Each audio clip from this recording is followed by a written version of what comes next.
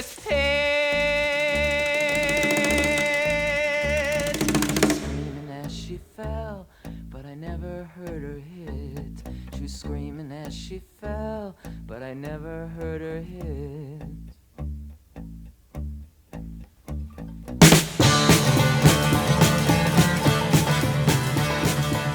Violent Femmes are an American group from Milwaukee. They have existed since 1981 and are still going, but they've had some breaks at particular points. They are fronted by Gordon Gano. The other founder member who's still with them is Brian Ritchie. They've lost a few and they're currently a foursome. They have released 10 albums to date.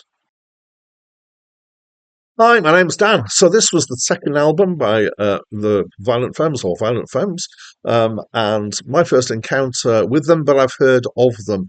I didn't really know what I was expecting coming into this. In fact, one of the things that I do with my reviews is that I try and have my first listen. Well, I do a first listen, then a read, then a second listen.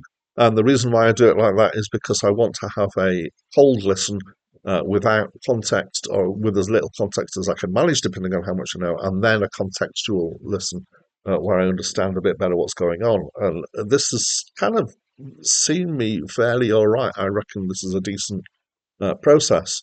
Apparently, this is a kind of a sister album to the first album that they released, and that they're kind of complementary but not the same in tone.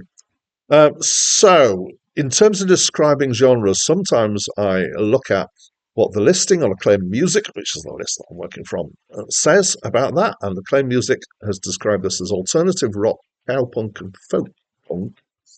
And Wikipedia is my other big source, and this has listed this as gospel rock, country, and roots music. And I think out of those, the one that I think sums it up best is cowpunk.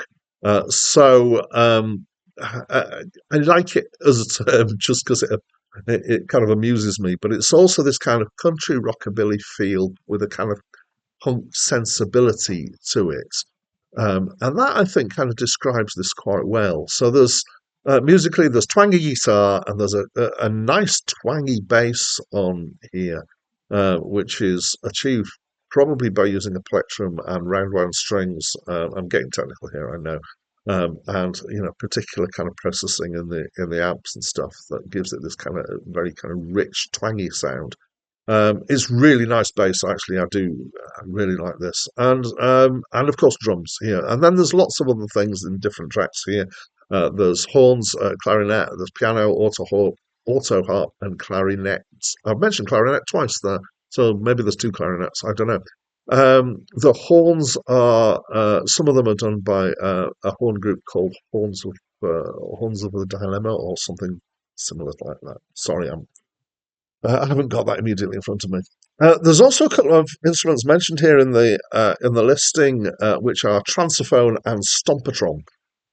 They're credited to being played by the guy who's playing percussion and other drums. So I looked these up. The transophone is an upturned metal bucket played with drum brushes, and I found a picture of it. And yeah, okay, I can understand that. And the stompatron, I couldn't find any information on because there were a lot of other returns for the word stompatron because it's the name of a Magic the Gathering set, which has obviously been more high profile than whatever the stompatron instrument is here.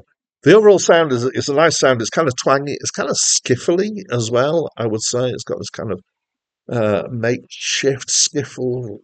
And that goes with the kind of rockabilly feel. Rockabilly and skiffle are kind of quite related, I would say.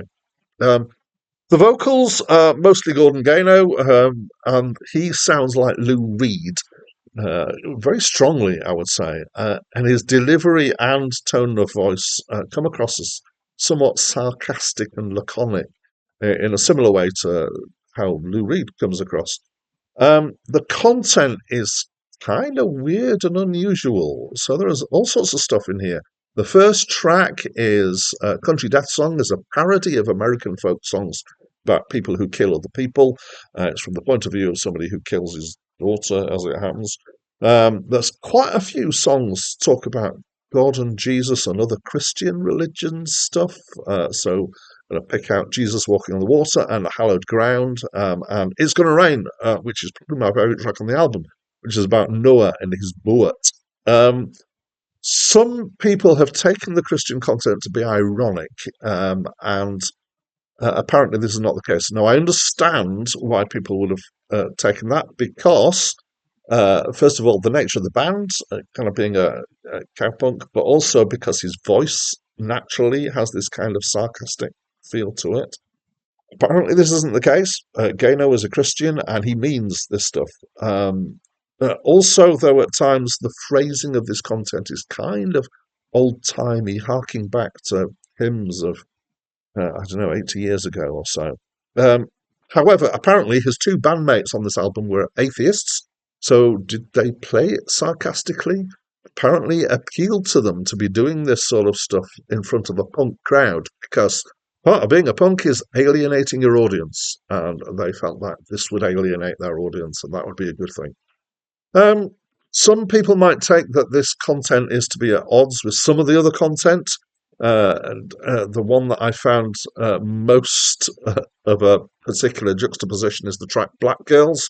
So there's a kind of interlude in the middle which has got some religious stuff, and the rest of it is about um, why. Yeah, I'm not even going to dig into the rest of it, but it's all about casual relationships, I guess. Um, it's an interesting track as well because instrumentally, because it includes some free improvisation on sax by a guy called John Zorn, who I've heard of. So it's quirky. It's unusual. It's not what you might expect. It's a weird mixture of stuff in terms of content. I did enjoy it. And there's more Violent Femmes albums to come, and I'm looking forward to digging into them and to seeing what it's like. So that's what I think of this album. And as always, yeah, I want to know what you think. Please do tell me. No, let's do that with more conviction. Please do tell me what you think of this album by leaving me a comment. I'd love to know. I do like engaging with people who've watched the videos. And that's it from me for now. Now who do you think I am? Oh, well, I built this ark with J-Fish and Manham. But what do you think it's gonna do? When I live by faith and now my work is through.